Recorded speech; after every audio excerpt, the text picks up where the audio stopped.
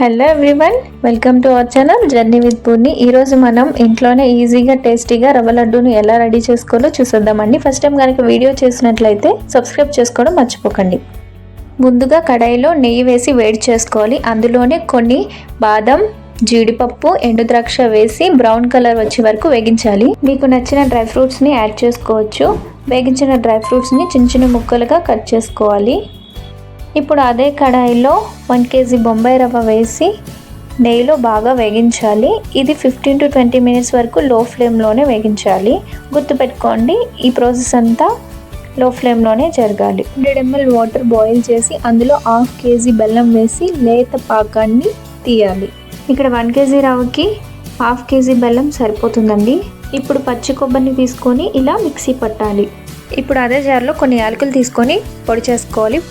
ఇలా రవ్వలోకి యాలకుల పొడి కూడా వేసుకోవాలి. ఆల్రెడీ మనం నెయ్యిలో 3 to 4 minutes వేయించిన కొబ్బరి తురుముని కూడా యాడ్ చేసుకోవాలి. మనం ఆల్రెడీ పాకం తీసిన బెల్లాన్ని నెమ్మదిగా వేస్తూ రవ్వలోకి కలపాలి.